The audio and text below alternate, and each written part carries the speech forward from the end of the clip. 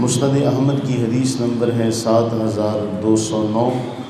سیدنا ابو ہریرہ رضی اللہ تعالی عنہ بیان فرماتے کہ رسول اللہ صلی اللہ علیہ وآلہ وبارک وسلم نے ارشاد فرمایا، الا ادلکم علی ما یرفع اللہ بہ الدرجات۔ صحابہ کرام علیہ رضوان سے فرمایا، کیا میں تمہیں ایسے عمل کے بارے میں بتاؤں، اس بات کی طرف تمہاری رہنمائی کروں کہ جس کام کی وجہ سے اللہ تعالیٰ درجات میں بلندیاں عطا فرماتا ہے۔ یرفع اللہ بہ الدرجات، پہلا جملہ۔ دوسرا، ویکفر بہ الخطایا، اور ان کے ذریعے سے اللہ تعالیٰ خطائیں معاف فرماتا ہے۔ تیسرا کہ پہلا کہ اللہ تعالیٰ درجات میں بلندیاں عطا کرتا ہے، خطائیں معاف فرماتا ہے۔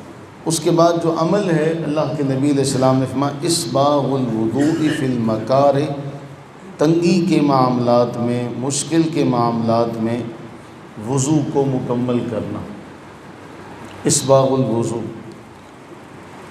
اب وہ سردی کا موسم بھی اس میں آ جاتا ہے کہ سردی کا موسم ہو تو پانی ٹھنڈا ہے، یا انسان کی طبیعت اس کی درستگی نہیں ہے، وہ بیمار ہے، اس کے لیے پانی صحیح نہیں ہے اور وہ بیماری کے عالم میں وضو کرتا ہے۔ تیسرا معاملہ یہ ہے کہ وہ اپنی مصروفیات میں سے وقت نکالتا ہے، وہ مصروف بہت ہے، اس کے پاس اس سارے معاملات کے لیے وہ علیحدہ سے وقت نکالتا اور پھر وہ وضو کرتا ہے۔ اللہ کے نبی صلی اللہ علیہ وسلم نے فرمایا، ایسے وضو کی وجہ سے اللہ تعالیٰ اس کے گناہوں کو معاف فرما کے اس کے درجات بلند فرما دیتا۔ اس کے بعد فرمایا، وَكَثْرَةُ الْخُطَىٰ إِلَى الْمَسَاجِدِ، مسجد کی طرف قدم اٹھنا، مسجد کی طرف قدموں کا اٹھنا، یہ دوسرا عمل ہے۔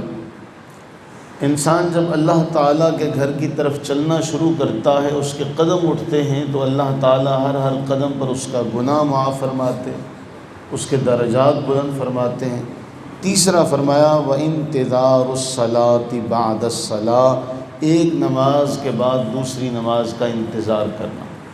یہ تین عمل، وضو کرنا، اور یہ ایک ہی کام میں اکٹھے ہیں، یعنی ایک ہی عمل میں یہ تینوں چیزیں اکٹھی ہیں، یعنی اس کے لیے علیحدہ سے کوئی اور کام نہیں کرنا پڑے۔ جب آپ وضو کریں گے تو اس کے بعد ظاہر سی بات ہے قدموں کا اٹھنا مسجد کی طرف، نماز کے بعد دوسری نماز کا انتظار کرنا۔ یہ تین کام ایک ہی مجلس میں ایک ہی دفعہ اکٹھے ہو سکتے ہیں، لیکن ان تین کاموں پر اللہ کے نبی علیہ السلام فرماتے ہیں کہ اللہ تعالیٰ خطائیں معاف فرماتا، انسان کے درجات میں بلندیاں عطا کرتا ہے۔ قرآن اٹھائیں تو قرآن میں اللہ فرماتے ہیں، یمحو اللہ، اللہ تعالیٰ جس کے لیے جو چاہتا ہے مٹا دیتا ہے، جس کے لیے جو چاہتا ہے ثابت رکھتا ہے، کیونکہ اس کے پاس ام الکتاب ہے، اس کے پاس ام الکتاب ہے۔ وہ کسی کے لیے جو چاہتا ہے، جس کے لیے جو چاہتا ہے اس طرح کے معاملات وہ کر دیتا ہے۔ اور آپ یہ اندازہ لگائیے کہ وہ تو مالک الملک ہے، اسے اس کے لیے کسی کی اجازت کی ضرورت نہیں، کسی سے مشورے کی حاجت نہیں، وہ سب معاملے خود کرتا۔ ہمیں اس بات کی فکر کرنی چاہیے کہ ہمارے درجات بلند ہو رہے ہیں، ہمارے گناہ مٹ رہے ہیں۔ ہمیں ایک نسخہ دے دیا گیا کہ اس کام کی وجہ سے تمہارے درجات بھی بلند ہوں گے، تمہارے گناہ بھی معاف ہوں گے۔ حضرت سیدنا عمر ابن خطاب رضی اللہ تعالی عنہ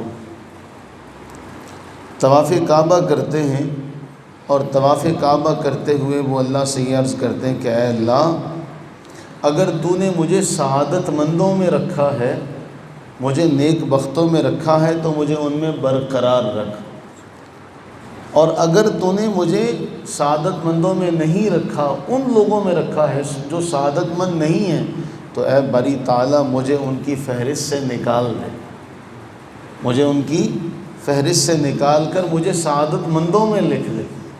یعنی اب اس میں دیکھیں، دنیا کے اندر بھی بہت سارے معاملات ہوتے ہیں، انسان اس درجے کو پا تو لیتا ہے، لیکن اس درجے کو قائم رکھنے کے لیے پھر بہت ساری محنت کرنی پڑتی ہے۔ تو حضرت عمر فاروق رضی اللہ عنہ عرض کرتے ہیں کہ یا اللہ، اگر تو مجھے سعادت مندوں میں لکھا ہے تو مجھے اس میں برقرار رکھنا، اور اگر نہیں لکھا مجھے بدبختوں میں غیر سعادت مندوں میں رکھا ہے تو پھر وہاں سے میرا نام مٹا کے سعادت مندوں میں لکھ لے، اس لیے کہ تو تو مالک ہے، تو تو مالک ہے، جو چاہتا ہے مٹا دیتا ہے، جو چاہتا ہے ثابت رکھتا ہے۔ تو اے اللہ اگر تو نے سعادت مندوں میں رکھا ہے تو اس میں برقرار رکھنا۔ تو ہم بھی اللہ سے عرض کرتے ہیں کہ اللہ نے اگر ہمیں یہ توفیق دی ہے کہ ہم وضو کرتے ہیں، اللہ کے گھر کی طرف آتے ہیں، تو اللہ تعالیٰ اس سعادت کو برقرار رکھے۔ اچھا، اور پھر ہم نے یہ بھی حدیث پڑھی ہے کہ آپ دیکھیں دنیا داری کا معاملہ کچھ اور ہے، رب کا معاملہ کچھ اور ہے۔ اگر کوئی اپنی عادت بنا لے اور پھر کسی بیماری کی وجہ سے، عذر کی وجہ سے وہ اللہ کے گھر نہ آ سکے تو اللہ فرشتوں سے کیا فرماتے ہیں؟ اسے بیماری نے روک لیا، اسے بیماری نے روک لیا، ورنہ اس نے رکنا نہیں تھا۔ جب تک یہ بیماری کی وجہ سے رکا ہوا ہے اس کے لیے ثواب وہی لکھتے رہو جو یہ کام کیا کرتا۔ اس سے بڑی بھی ہمارے لیے کوئی سعادت والی بات ہو سکتی ہے؟ اللہ سے عرض کریں کہ اللہ تعالیٰ اپنی رحمت کا صدقہ ہمیں سعادت مندوں میں اگر اللہ نے رکھا ہے تو ہمیں اس میں برقرار رکھے۔ اگر ہم سعادت مندوں میں نہیں ہیں، کیوں؟ ہمیں اس بات کی فکر ہونی چاہیے۔ اس لیے بھی اللہ کے نبی صلی اللہ علیہ وسلم کی ایک حدیث جامع ترمذی کے اندر ہے کہ ایک انسان ساری زندگی نیکیاں کرتا رہتا ہے، ساری زندگی نیکیاں کرتا ہے، پھر اس کا لکھا اس کے اوپر غالب آتا ہے اور پھر وہ مرنے سے پہلے کوئی ایسا کام کر دیتا ہے کہ اس کی وہ ساری نیکیاں ضائع ہو جاتی ہیں۔ اسی طرح کوئی شخص جو ہے وہ ساری زندگی برائی کرتا ہے لیکن اس کا لکھا اس کے اوپر غالب آتا ہے اور اس سے کوئی ایسا عمل ہو جاتا ہے جو اس کی توبہ کا، اس کی مقبولیت کا سبب بنتا ہے۔ اس لیے ہم اللہ سے عرض کرتے ہیں کہ اے اللہ اگر تو نے سعادت مندوں میں رکھا ہے تو ہمیں اس میں قائم رکھنا، ہمیں اس پر استقامت عطا کرنا، اور اگر ہم سعادت مندوں میں نہیں ہیں تو تو مالک الملک ہے، تو مالک الملک ہے، ہمیں اگر سعادت مندوں میں کر دے تو تیرا کیا جاتا ہے؟ تو ہمیں سعادت مندوں میں شمار کر لے اور ہمیں انہی میں قائم رکھنا، انہی میں زندہ رکھنا، انہی میں ہمارا خاتمہ فرمانا۔ آمین ثم آمین۔